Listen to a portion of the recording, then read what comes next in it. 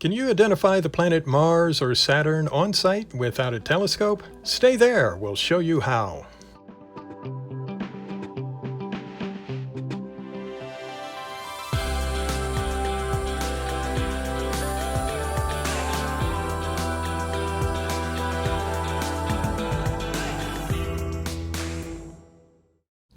Hi everyone and welcome back to the channel.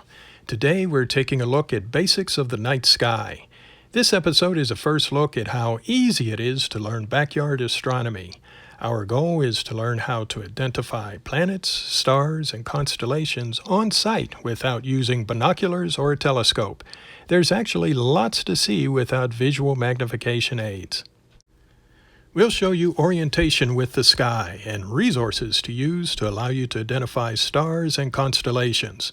Constellations are specific groups of stars. If you're able to find where the 12 zodiac constellations are located, that opens the door for you to identify the planets in our solar system. Sometimes when I say zodiac, people can get confused between astronomy and astrology. I'm going to give you oversimplified definitions so you can note the difference. When you think of what this video is about, associate astronomy with telescopes. When you think about astrology, think about your local newspaper that will give you your horoscope and tell you if you're going to have a lucky day today based on your birthday. It gets confusing because there's overlap in terminology. For our purposes, think astronomy and telescopes. The zodiac in astronomy refers to the path of the Earth's rotation through 12 constellations that make up the zodiac. From our viewpoint, looking at the sky as the Earth rotates around the Sun due to the apparent motion of the Sun spends about 1 month in each of the zodiac constellations and completes the circuit of all 12 constellations. It takes a year, about 365 days. There might be questions about what I just said about the apparent motion of the Sun. Apparent is a point of view. The reality is that the Earth orbits around the Sun. However, from our point of view on Earth looking towards the Sun, the apparent motion of the Sun, it looks like it's orbiting the Earth. For some discussions, it's easier to talk about the Sun racing across the sky from east to west than getting deep into the complications of the reality of what happens. We can also talk about the apparent motion of everything in the sky, the moon, planets, comets, meteors, all the stars, everything. Let's consider this as rule number 1. So for the sake of our discussions only, rule number 1, the sky rotates around the Earth. Trust me on this, discussions are easier if you turn it around this way. Rule number 2, we'll only talk about the sky in the northern hemisphere of the Earth. A strange thing happens when you cross the equator to visit the southern hemisphere of the Earth. The constellations flip upside down. The movement of the sky, which you see and recognize, as well as the direction of the rising and setting sun. Though the sun still rises in the east and sets in the west, there are differences that will cause confusion. To minimize confusion, we'll only talk about the northern hemisphere.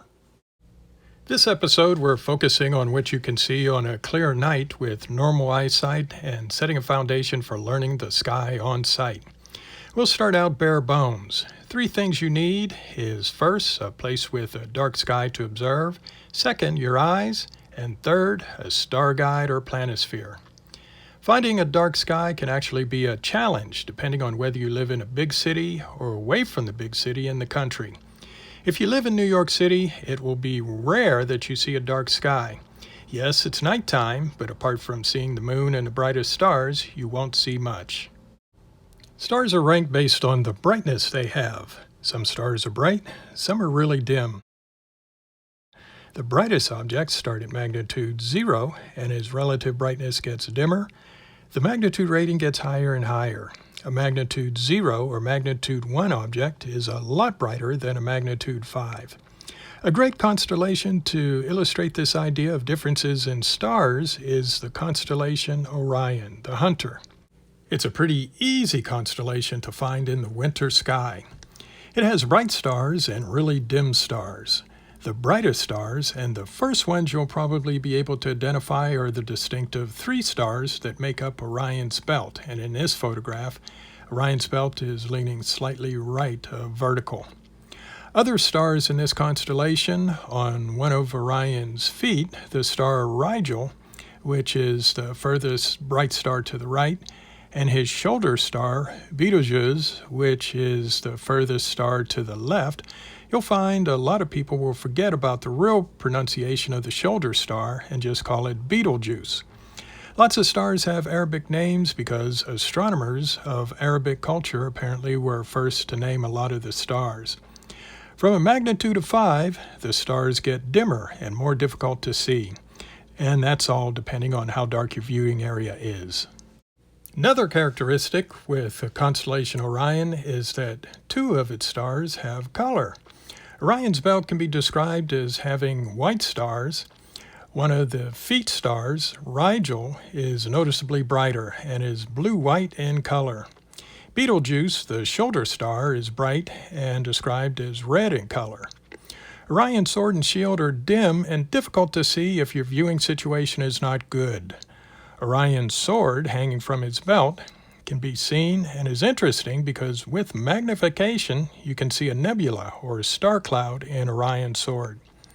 In brightness, Rigel and Betelgeuse rate magnitude 0. The 3 stars in Orion's belt are magnitude 2. Overall, as you can see, in just one constellation, Orion, there's a lot to see. In a city viewing situation, all you might see is Orion's belt, Rigel, and Betelgeuse. In a country viewing situation, you'll probably be able to see all of the stars in Orion if your viewing situation is good. Once you find a good spot for stargazing, next it's a good idea to go to the same spot every time you view. Once you're able to identify some of the objects in the sky easily, then it will be no problem to figure out the sky anywhere you happen to be, not just from your spot.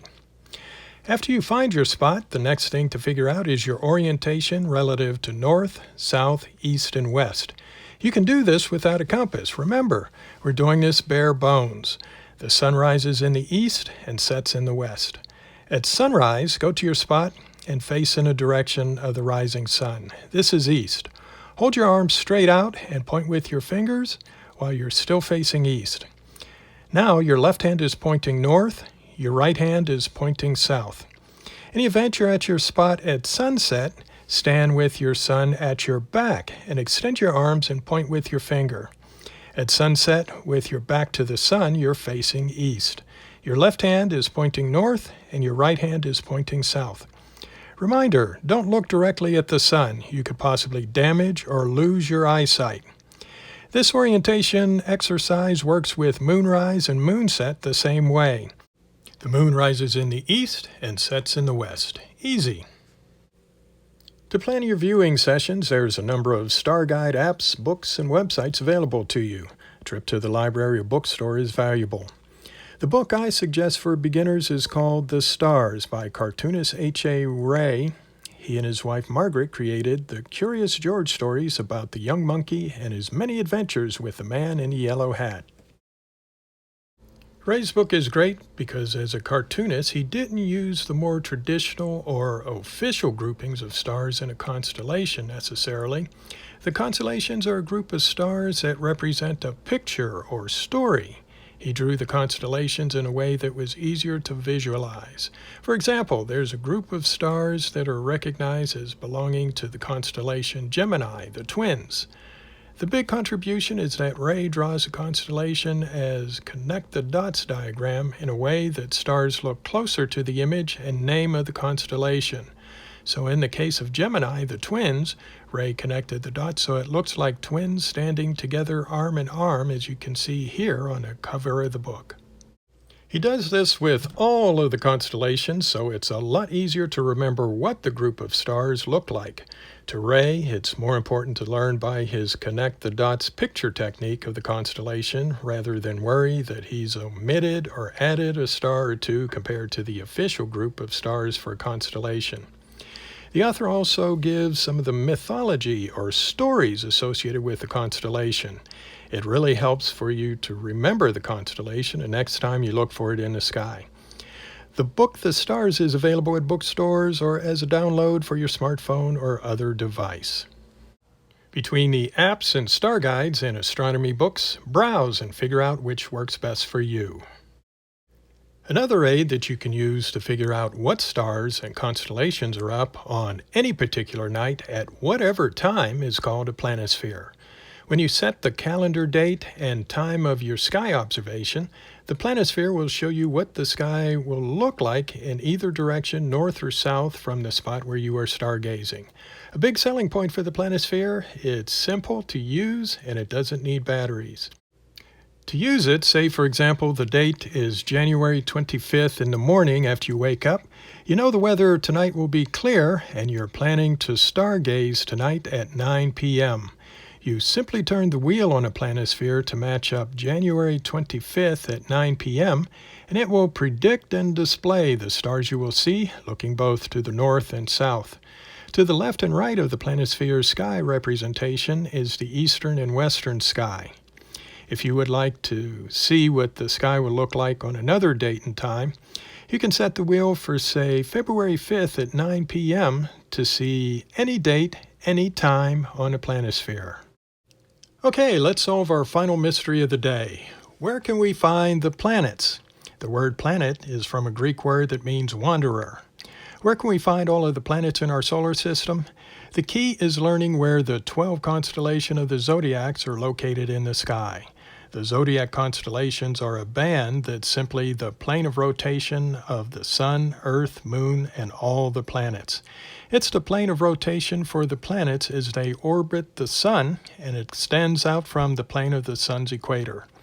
Once you've learned to identify the constellations of the zodiac, if you see something bright in one of them that doesn't belong there, you can expect that you've found a planet. Some of the planets you can see in the sky without any binoculars or any magnification. If you have average eyesight, the planets you can see are Mercury, Venus, Mars, Jupiter, and Saturn. What's another aid in identifying certain stars and planets? Color. If you have a fairly dark sky and your eyes have adapted to the dark, sometimes it can take 30 minutes or more for your eyes to night adapt depending on your age and vision, planets have colors. Mercury, Venus, and Jupiter are bright white. Mars looks red-orange near the horizon and orange high above the horizon. Saturn looks yellow. You won't be able to see the fine detail like the ice cap of Mars, the bands around Jupiter, or the rings around Saturn without binoculars or a telescope. Depending on what you're looking at in the sky, you'll see colors ranging from blue, green, yellow, orange, red, white, and blue-white, depending on your vision and how night adapted you are. There are plenty of other objects you can identify on sight: the moon, craters on the moon, comets, meteors, meteor showers, northern lights, the bands of the Milky Way, the center of the Milky Way galaxy, and there are a couple of galaxies visible.